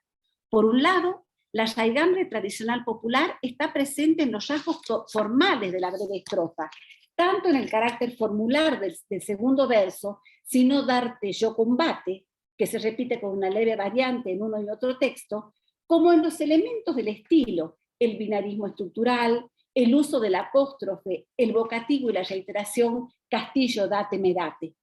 Mientras, por otro lado, la impronta cortesana se muestra en el motivo alegórico del asedio al castillo. Es este motivo el que me interesa deconstruir para reconocer cuáles son las tradiciones que confluyen en su conformación, cuáles intervienen en la trama de sus lenguajes alegóricos. En la conformación de este motivo confluyen dos tradiciones literarias, una de origen latino, la otra ligada a la retórica del fin amor cortés y a un texto en particular, el Roman de la Rose, poema alegórico amoroso escrito por Guillaume de Loris hacia 1225 y continuado por Jean de Meun entre 1275 y 1280. La segunda tradición es me voy a dedicar a la tradición latina, que es la primera que he nombrado. Lo primero que sale a la luz es el tópico ovidiano del Milite Amoris, o la guerra de amor, que Ovidio trata en varios lugares de su arte de amar, especialmente en el capítulo 9 del libro 1, donde compara a los amantes con soldados. Este tópico, retomado por la literatura provenzal, la francesa, alemana y árabe, abunda en la poesía cortesana peninsular de los siglos XV y XVI, e incluso permea con su retórica guerrera al universo de la lírica popular. Ahora bien, el motivo ovidiano se aclimata en el contexto feudal de la Baja Edad Media, colocando la escena bélica en un nuevo escenario, el castillo o fortaleza feudal. En un estudio sobre la dimensión ideológica y simbólica de la arquitectura castral del medioevo, Enrique Varela-Ruiz señala que el castillo fortificado es la máxima expresión arquitectónica de la ideología de la violencia. El castillo es símbolo propagandístico de la nobleza caballeresca y materialización de su mentalidad organicista, jerárquica y estamental. Alrededor del castillo se organiza política, administrativa y económicamente el territorio, a la par que se erige la fortaleza como símbolo del poder feudal con toda la fuerza teatral que emana de su emplazamiento en altura. Gigantismo, vistosidad, exhibición de símbolos y estandartes contribuyen a dar forma a una arquitectura de apariencias, en términos de Cooper, donde sobresale la torre de homenaje como emblema de una verticalidad monumental que se eleva para señalar una presencia tutelar que domina, amedrenta y defiende. Paul Sumter, en un magnífico libro, La medida del mundo, donde examina los mecanismos antropológicos y arquetípicos a través de los cuales el sujeto medieval se vincula con el espacio, nos enseña que toda apropiación del espacio incluye un aspecto irracional y fantasioso. Frente al sentimiento de inseguridad que domina la mentalidad y la sensibilidad del hombre medieval señalados por Le Goff, la solidez y estabilidad que emanan de la fortaleza castral, amenazante y tutelar, operan en el imaginario generando mitos, relatos y una copiosa representación iconográfica a la que se suma la heráldica desde la segunda mitad del siglo XII. El castillo se verá representado insistentemente en las artes plásticas bajo-medievales, murales, tapices, miniaturas de manuscritos, orfebrería y vajilla, sea como una pequeña isla de relativo ocio, abundancia y refinamiento, sea como bastión apetecible al que es necesario poseer para vencer al enemigo. El asedio al castillo se convierte en una tópica que genera su propio relato, un escenario, un tiempo que puede dilatarse a meses y años, y una planificación de acciones y estrategias para el ataque y la defensa. Esta incursión en la descripción del castillo como espacio arquitectónico y estructura simbólica, me coloca o me conduce directamente al segundo punto, que es la tradición de la poesía alegórica amorosa y el fin amor cortés. ¿Por qué? Porque la transposición del motivo del asedio del castillo al código literario de la alegoría en gran escala fue obra de Guillaume de Lorris, autor de la primera parte del Roman de la Rose hacia la primera mitad del siglo XIII. Se trata de uno de los libros más exitosos que se haya escrito jamás, según las apreciaciones de Clive Staples Lewis, vertidas en su clásico estudio sobre la alegoría del amor en la tradición medieval. Del Roman de la Rose se conservan 300 manuscritos, lo cual es un número extraordinario para la época. Pensemos que sigue escrito en el siglo XIII. ¿Sí? Se conservan 300 manuscritos, fue parafraseado, imitado, traducido, y los poemas que de él derivaron constituyen el acontecimiento literario más importante de la Edad Media, según palabras de Lewis, pues se trata de un libro germinal. Lo que hizo Guillaume, y continuó con otro espíritu, Jean de Meun, fue representar alegóricamente una historia de amor con los lenguajes y códigos del amor cortés. Humildad y servicio, cortesía y obediencia a las reglas de la orden del amor, el amor como una religión y un arte. Ello significó una nueva manera de experimentar la pasión amorosa, a lo que Lewis se refiere en estos términos: una pasión capaz de operar sobre el apetito y el afecto, una mudanza química tal que los hace cosa distinta. Pasión noble y ennoblecedora que había irrumpido en la Provence del siglo XI, inaugurando un nuevo sentimiento amoroso, el del amor vivido como un culto basado en un sistema codificado de reglas, experimentado como una ética y una estética amorosa, verdadera doctrina del amor que encontraría su primera expresión en la poesía del amor cortés, pero que alcanzaría su punto culminante en el Roman de la Rose. En este texto se narra el proceso de seducción de una dama, simbolizada en la figura de la rosa, mediante la alegoría del asalto a una fortaleza. Recordemos que a poco de ingresar al jardín del amor, el protagonista, el amante, se encuentra con la rosa, de la que se enamora al recibir las flechas del dios amor, pero la rosa será encerrada por Jalousie en una torre amurallada para ponerla a salvo del acecho del enamorado. Quiero ver si puedo pasar. No me deja pasar. Me pasa, ahí está.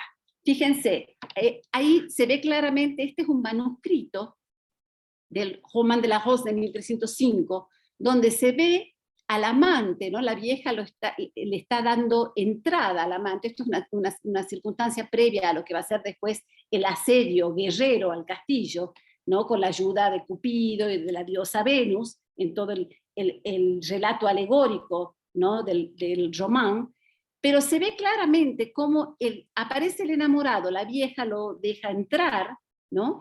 Y la mujer, ¿no? La dama, está encerrada en la torre, lo cual me parece que, digamos, hacia ahí apunto, ¿no? Con esta deconstrucción del motivo, es decir, para que lo tengamos presente.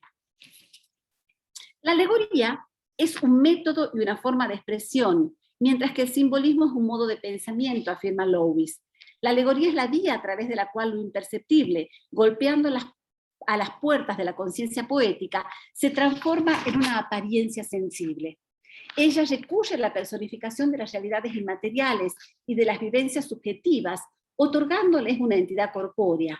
El ente alegórico personifica y con ello permite la objetivación. En tanto método, la alegoría fue el camino para la exploración de las experiencias introspectivas del yo a través de la personificación de las pasiones, lo cual significó en la emergencia del sujeto medieval un paso o un primer paso a un proceso de autoconciencia, ¿no? Es esa exploración de las experiencias introspectivas materializadas en los entes alegóricos. Por su parte, el simbolismo como modo de pensamiento define el tipo de conciencia en la que vive el sujeto medieval. Humberto Eco refiere al principio de atribución simbólica como propio de la sensibilidad estética del hombre del medioevo, quien funda sus percepciones e interpretaciones sobre un tipo de pensamiento que encuentra una cierta concordancia, una analogía esquemática y una relación esencial entre los objetos del mundo. Se trata de una conciencia simbólica que opera en todas las esferas de la vida, puesto que, como afirma Fougemont, en la óptica del hombre medieval, todo significa otra cosa como en los sueños. Y esta afirmación cabe para entender el símbolo de la rosa, que es la dama, sí, pero que es más que la dama, es una representación de lo femenino, vista a través de la lente del sistema conceptual, ético y estético del fin amors, en que lo prohibido y lo idealizado se manifiestan como elevación y bajo tutela. Vimos ya el valor atribuido a la torre, y especialmente a la torre de homenaje en la simbología que emana de la arquitectura castrense, y señalamos a la torre como potente signo de verticalidad monumental que materializa el principio ascensional antropológico y el valor tutelar. En la torre, en lo alto, se eleva lo sublime, lo idealizado, lo que puede ser sacralizado, pero en ella se coloca también aquello que necesita custodia. Esos dos principios, el ascensional y el tutelar, otorgan un doble significado a la representación alegórica de la rosa, mujer, amurallada en la torre. Objeto sublimado y a la vez prohibido, la rosa, la dama, es el objeto deseado al que solo se puede conquistar por vía del asedio. Esta representación y el esquema que ofrece, asedio, castillo, dama, según mi hipótesis, podría estar en el origen, al menos literario, de la alegoría del asalto al castillo de las damas, motivo que tuvo gran difusión en la Baja Edad Media y fue ampliamente desarrollado en las artes figurativas europeas de los siglos XIV y XV. El motivo representa una fortaleza. Ahí tenemos un ejemplo. El motivo representa una fortaleza habitada únicamente por mujeres que se defienden del asedio de los caballeros, amantes convertidos en soldados, en algunos casos empuñando armas, en otros, lo cual sucede en la mayoría de las representaciones iconográficas que pude investigar, arrojando flores como proyectiles. Uno de los antecedentes iconográficos más tempranos del motivo del asalto al castillo de las damas es el del salterio de Peterborough del año 1300, que es el que tienen aquí, ¿no? Y que es interesantísimo para observar. No hay tiempo para, lo miramos rápidamente, pero fíjense cómo las flores son proyectiles. Un segundo ejemplo aparece en la crónica troyana del año 1350, que está en el Escorial, un manuscrito está en el Escorial, ¿no? Ahí también es más estático y menos bélico, pero si se ve al margen izquierdo de la figura pictórica, hay ya una amenaza, ¿no? Hay una especie de amorcillo, evidentemente, que tiene, ¿no? La ballesta de Cupido y que está presto a lanzar las flechas.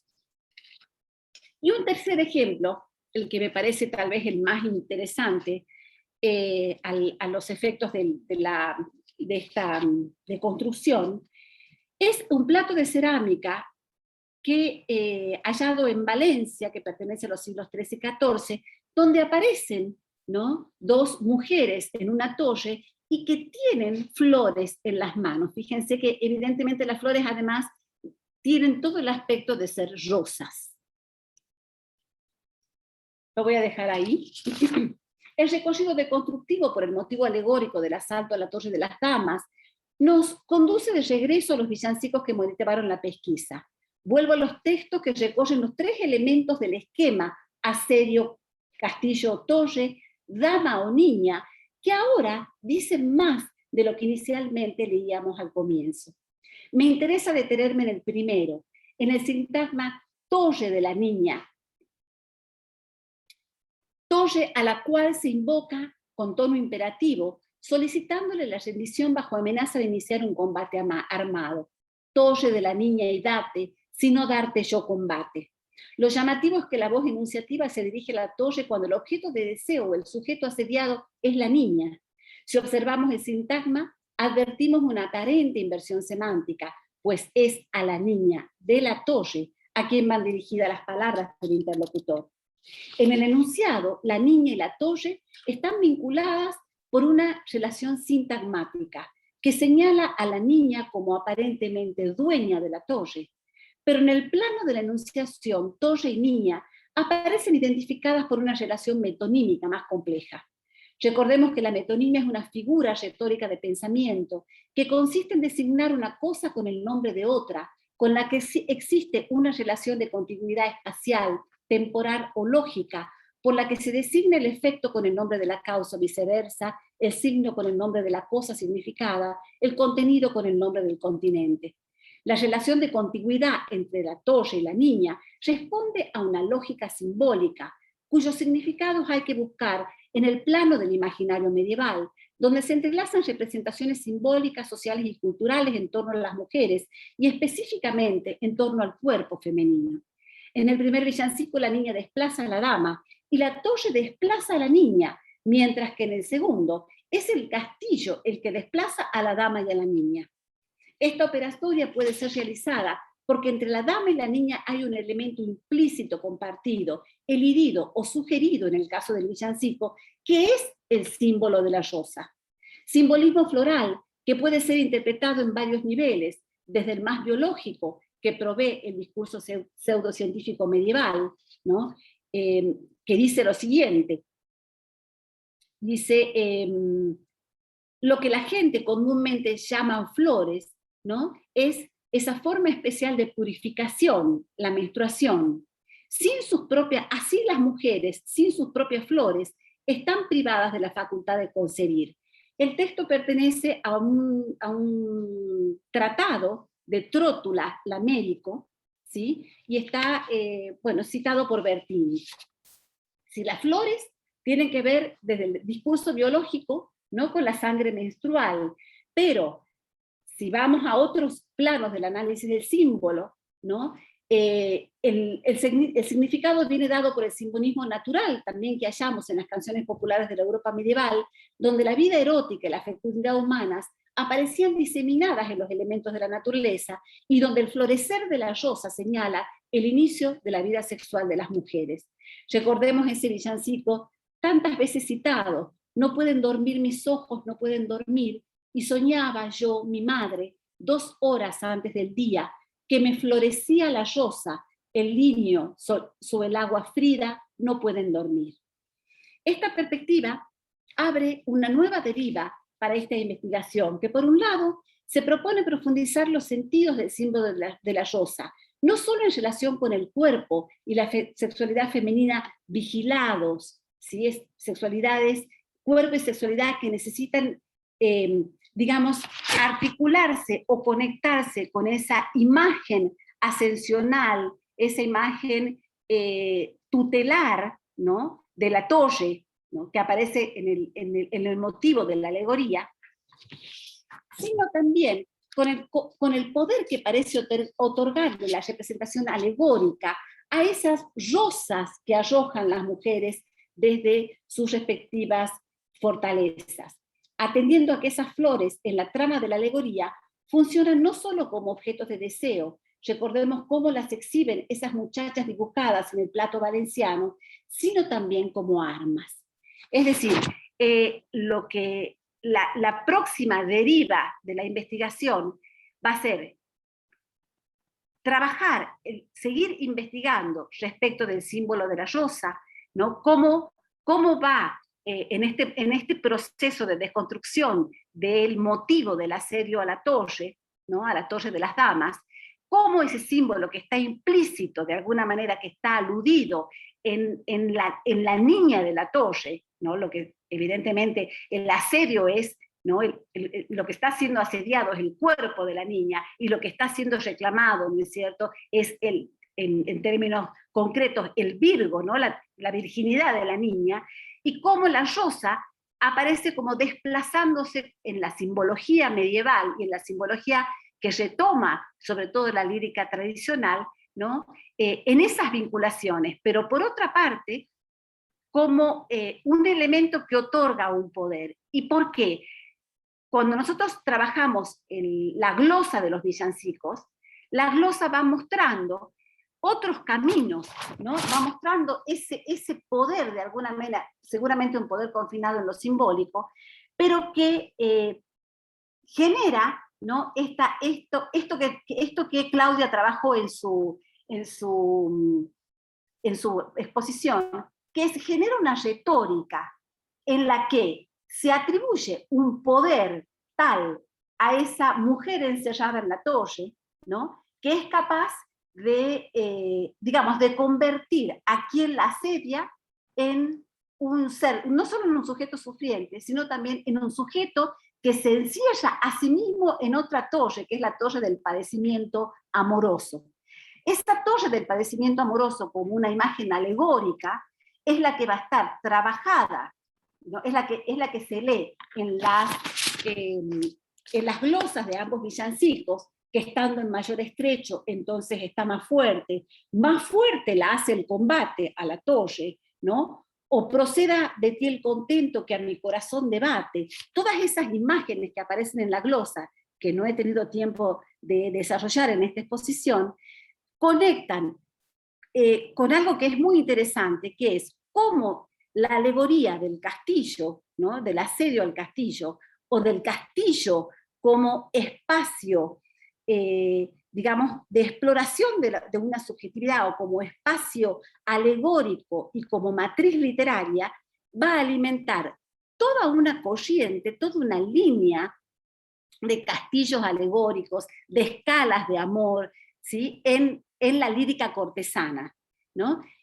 Por eso es que mencioné al comienzo a Juan de Mena, perdón, a Juan de Torres, a Juan de la Encina, a Jorge Manrique, como poetas que continúan, diríamos, esa relación, o retoman el motivo alegórico del castillo para trabajarlo como una matriz en las cuales seguir explorando, ¿no? O explorar desde la retórica, por supuesto, de la poesía cortesana, las vicisitudes de la pasión amorosa.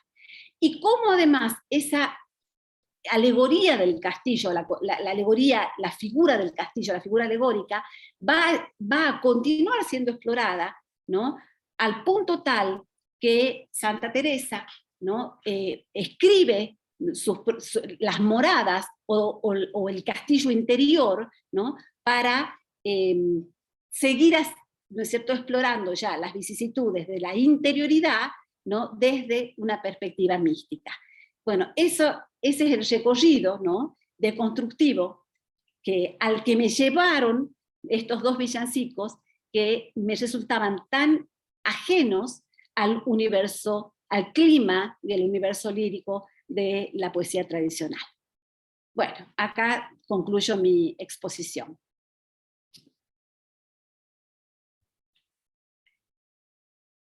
Voy a dejar de compartir.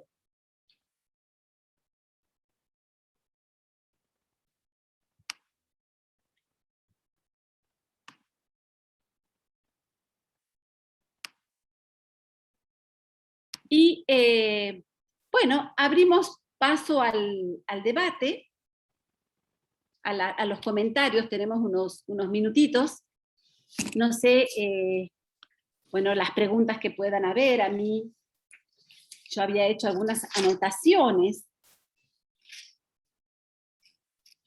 ¿no? Me pareció particularmente interesante el trabajo tuyo, Claudia, respecto a la zoopoética, ¿no? En este texto de Juan Rodríguez de Padrón, porque la verdad que no es tan común, ¿no? Me parece como que hay, ¿no?, un trabajo creativo por parte del poeta, ¿no?, de comparar el estado emocional, su estado emocional, o digamos, de alguna manera de traspolar esas vicisitudes de la pasión amorosa que tienen como imágenes alegóricas heredadas de la tradición, entre ellas este tema del castillo, ¿no? El castillo como espacio, ¿no?, de encierro, de asedio, ¿no? Me pareció como muy diferente, ¿no?, la figura del perro, ¿no?, colocada en esta tensión, ¿no?, amorosa, en esta tensión de los contrarios amorosos que es tan habitual en la lírica cortesana. Sí, es cierto, a mí me ha representado un problema, porque yo lo había analizado desde el punto de vista metafórico, desde el punto de vista de la metáfora de la lingüística cognitiva, y la verdad que era insuficiente. O sea, hay muchos poemas que recurren a metáforas, como la metáfora de la casa, la metáfora de la guerra, Sí, como la torre, o comparaciones con el cisne, como decía en el trabajo, como el fénix.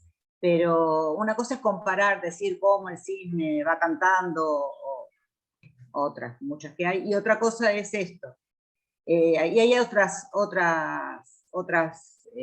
composiciones del cancionero que también me representan un problema porque son animales que hablan, entonces habría que... Este claro. es uno particularmente que está aplicado al sufrimiento amoroso, pero hay otros que hablan por otros motivos y es un campo de trabajo. Igual la zoopoética es una corriente muy explotada en lo que es, no sé si es muy explotada, pero tiene como más presencia en lo que es la lírica contemporánea o la literatura contemporánea, no solamente la lírica, no solamente la poesía, quise decir, pero no mucho medieval. Hay un trabajo muy lindo que publicó hace poco Hans Mon en una revista portuguesa medievalista, que es sobre El Caballero del León, que está analizado desde este enfoque, que fue lo que me motivó yo ya venía leyendo cosas de filosofía de la animalidad y de estudios animales, pero esto me gustó como para estudiar, es un comienzo, ¿no? Sí, porque bueno, evidentemente, como te decía, me parece como la lírica cortesana suele tomar estos motivos que ya vienen muy trabajados desde la tradición, ¿no? Si me decís el león, bueno, es un personaje que tiene, digamos, un animal que tiene como un estatuto, digamos, literario, ¿no?, diferente al del perro. Entonces, El perro por eso no me tiene pareció, mucho claro, estatus, sí, digamos. por eso me parecía muy original tanto el texto, ¿no?, de Rodríguez de Padrón como tu abordaje. Bueno, preguntas, comentarios. Yo te quería después, me quería fijarme algo con respecto a las metáforas de la guerra, pero lo busqué ahora rapidito y no lo encontré, que después te lo voy a mandar. Creo que hay una composición de Juan Rodríguez, bueno, ya me olvidé el resto. Bueno, que es de un poeta de fines del 15, que hay una alusión a un par de ciudades. Después te lo busco y te lo mando. Perfecto. Un ejemplo por ahí del 15. Amoris. Bueno, a mí siempre mi interés, digamos, mi interés tiene más que ver con la lírica tradicional y popular, que es como mi campo más asiduo de investigación, ¿no? Y en el campo de la lírica tradicional también aparece en Milite Amoris, pero aparece muy poco digamos, yo en el corpus de la antigua lírica, que son 2 tomos enormes, ¿no?, registrados por Margit, encontré solamente 4 textos que hacen alusión al Milite Amoris así específicamente, ¿no?, el amor vivido como una experiencia de combate entre 2 soldados o entre soldados.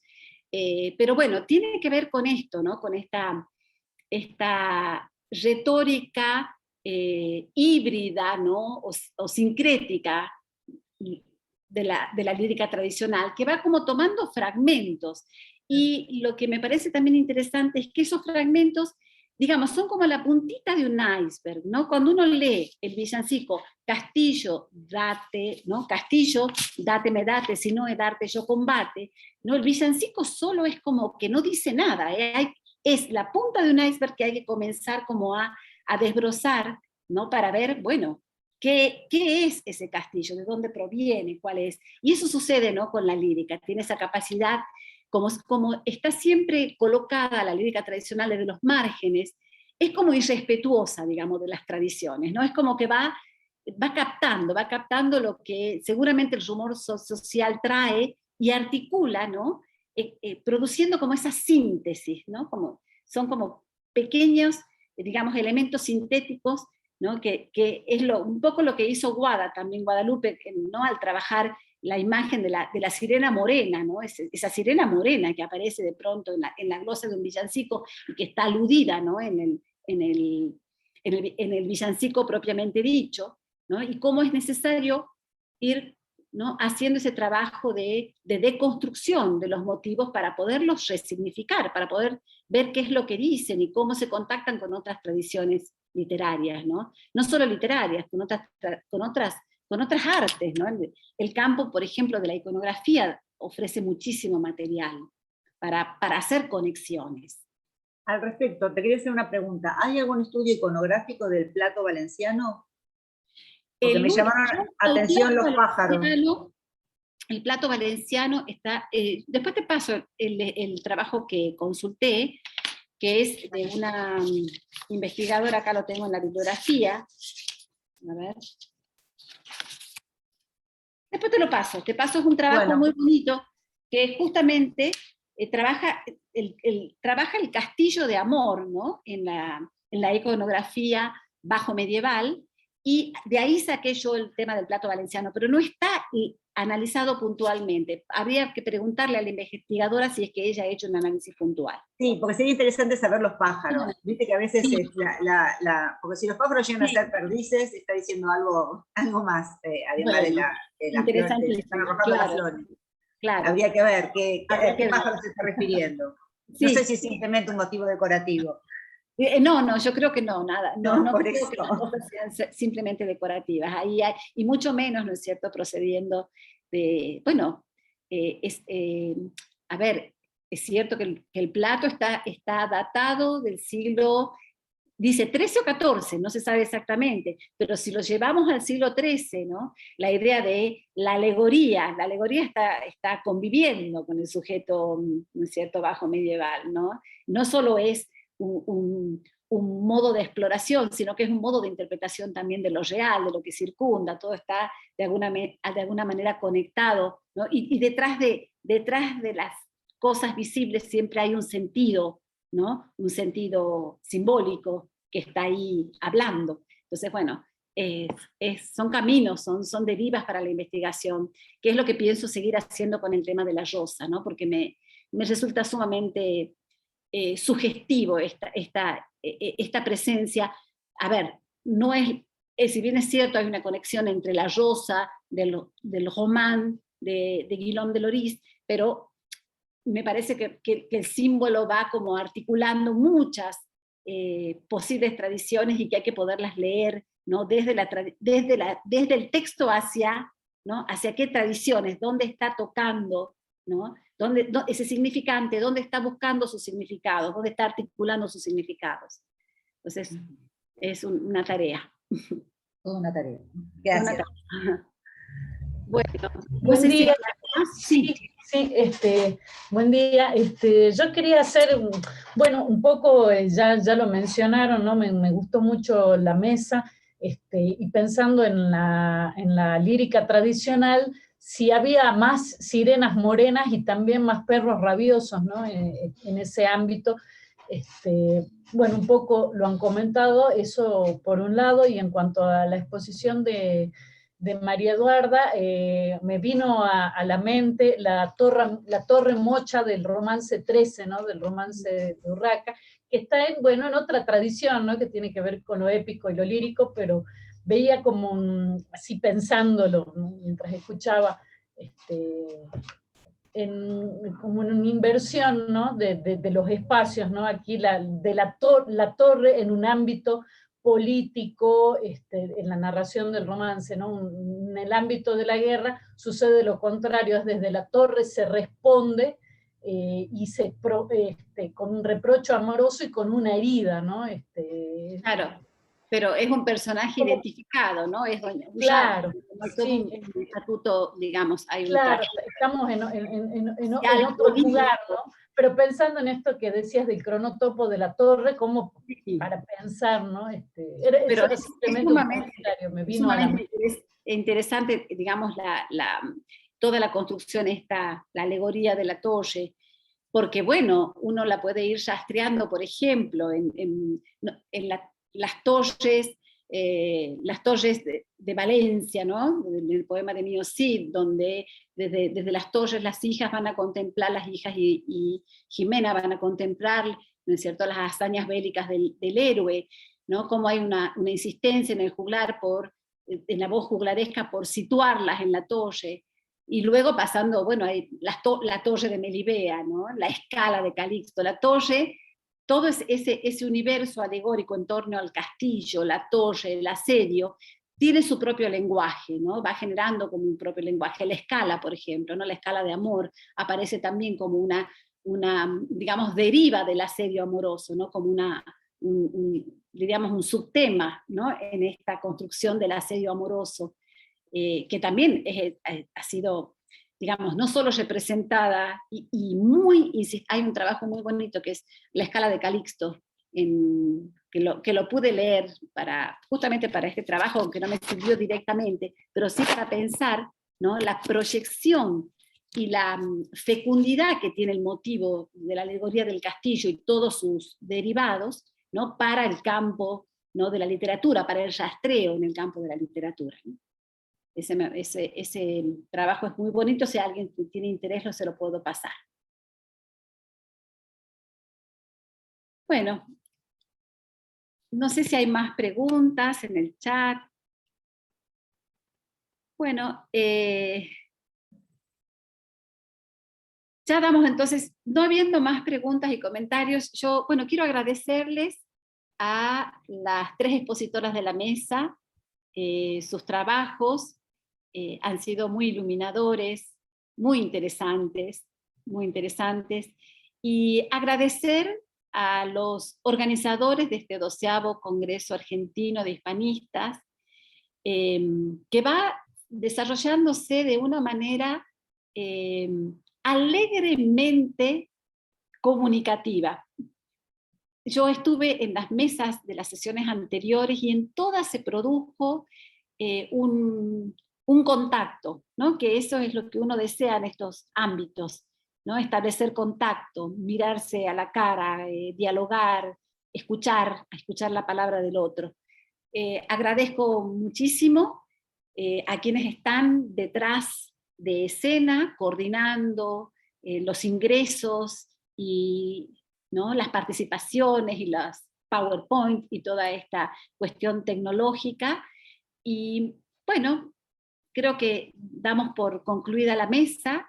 Muchísimas gracias, felicitaciones a las 3 expositoras y muchas gracias a quienes han estado como público presente acompañándonos en esta jornada.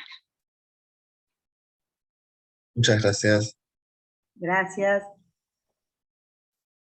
Bueno,